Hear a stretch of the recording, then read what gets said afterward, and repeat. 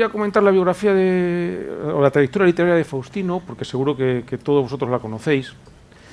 Voy a tutearos porque soy el más mayor. Pero sí me gustaría comentar dos premisas que son evidentes en toda su obra, en toda su trayectoria. La primera tiene que ver con una especie de creencia de los poetas, esencialmente de los poetas. Los poetas parece que están siempre como buscando pareja. Y exactamente igual que la gente, cuando busca pareja, los hay de dos tipos. El que siempre busca la misma pareja y escribe continuamente el mismo libro, mejorado, bueno, pues con algún cambio y tal, pero bueno, tú hay veces que dices, ya sé que ya he leído tu libro antes de que me llegue a mis manos. O hay quien busca todo lo contrario y refuta, en cada uno de sus libros, refuta el anterior y de alguna manera, bueno, pues trata como de adaptarse. Faustino no es ninguno de esos dos, que es lo primero que habría que comentar. Creo que Faustino elige algo así como una fórmula excéntrica. Cada libro, y en este caso en el alfabeto del tiempo es en ese sentido paradigmático, cada libro es una especie de diálogo que Faustino entabla no solo consigo mismo, sino con todas las posibilidades de la poesía, con la de profundizar en los mismos temas, con lo de refutarlo y como una especie como, a veces se parece un poco, en el mejor sentido, a una cadena de WhatsApp. Cuando de repente alguien te manda en una pantalla una cadena de WhatsApp, tú lees y te das cuenta de que ha habido una argumentación, ha habido un tiempo detenido, que tú lo ves en un momento, en un instante, pero que en realidad se ha ocurrido en el tiempo. Y en el tiempo se ha estado comentando. Bueno, pues de alguna manera creo que los libros de Faustino gozan de esa condición, que es una condición tridimensional. Es decir, son libros en los que incluso la disposición de las páginas, la tipografía, las voces, tienen un valor importante. De hecho, en este libro tiene tanto valor la voz que de hecho hay un código de barra, o sea, un código QR para que tú puedas escuchar la voz del poeta. Pero es que además, en ese juego de refutación continua, el libro, junto con esa palabra que se pierde en el tiempo, que es la voz, se acompaña de unos dibujos que son constantes, como es lógico, dibujos de Diego del Moral estupendos, pero que sin embargo contrastan tanto con esa condición efímera que tiene la voz. Decía que había como dos rasgos que me parecen constantes en la trayectoria de Faustino. Ese sería el primero. El segundo es bueno, pues es una condición muy de poeta de raza, que es el de tener conciencia de que hay que poner nombre a las cosas. Esa es una de las piedras angulares de cualquier poeta que quiera elaborar una poética propia. Para no ponernos demasiado estupendos, me voy a permitir un momento de frivolidad, o no. Hace unos días se publicó un artículo, creo que en El País, donde comentaba que la frase que más se repite en La Isla de las Tentaciones, que es un programa de televisión que todos sabemos cuál es, pues la frase que más repiten los protagonistas de ese programa es: no encuentro palabras para expresar qué siento. A mí eso me parece fantástico. O sea, me parece fantástico porque en realidad es una definición poética de la realidad. Igual que yo no sé si habrá siempre poesía. Es posible que la poesía en algún momento desaparezca. Pero lo que estoy seguro es que siempre vamos a mantener todos, quienes nos sucedan, el anhelo de lo poético. Y ese anhelo de lo poético tiene que ver con buscar qué palabras definen bien lo que uno siente. Bien, pues Faustino, creo que en este libro, y a partir de una experiencia biográfica potente, a mí me gusta mucho que los libros tengan unas gotas de biografía, que no estén alejados de la realidad.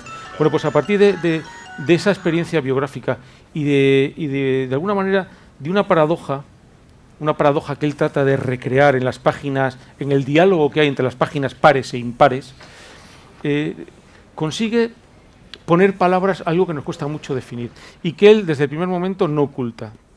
Nos habla permanentemente del tiempo lineal, del cronos, el tiempo lineal que es el que todos vivimos, y del tiempo significativo, del tiempo de los acontecimientos, que sería el kairos, que es otra palabra griega, y que todos podemos entender muy bien. Es decir, cuando uno revisa su trayectoria, su biografía, rápidamente encuentra esos 3 o 4 momentos que le han marcado. Bien, pues sobre esos 2 momentos se construye todo este libro. En realidad, eso significa que este libro es una reflexión sobre la naturaleza humana tremenda. ¿Por qué? Porque Faustino, para poder compartir esa vivencia del tiempo, se ve obligado a construir una gramática. Es decir, este libro, en el alfabeto del tiempo, es sobre todo una gramática de cómo poder entender nuestra vida.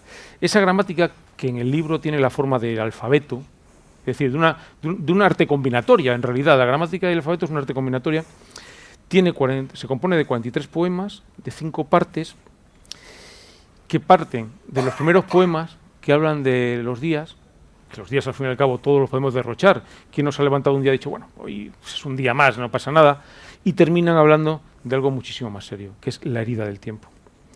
Bien, pues este libro, del que no me gustaría olvidar que tiene un prólogo de José Antonio Olmedo y un epílogo de Julio Sánchez Martín, habla de esa experiencia biográfica doble, de la monotonía de nuestro tiempo lineal, es decir, de ese tiempo que nos parece que podemos malgastar de alguna manera, o que incluso cuando nos dicen cuántos son los días que vive uno de media si vive 80 años, pues le parece que muchos sobraban. Y sin embargo, de los acontecimientos que marcan un antes, un después. Por eso no es extraño que en el libro encontremos referencias permanentes a los meses, a los instantes, a la herida del tiempo, y siempre, y esto me parece significativo, en primera y en segunda persona. Es decir, siempre con un diálogo permanente, no solamente dentro del libro, sino fuera. Por eso yo decía que es un libro un poco en 3 dimensiones. Es un libro coral. Coral porque creo que incluso para el propio autor, para los autores es muy importante publicar un libro. Algunos por vanidad, muchos, para que no vamos a engañar, ¿no? Todos seguramente seremos así.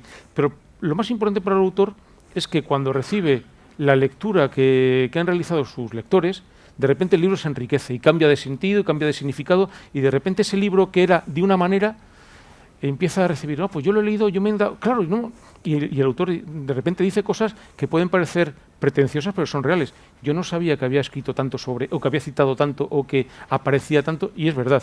Eso, ¿qué ocurre? Que hace que el libro se transforme. Ese libro ya no es el mismo para el autor.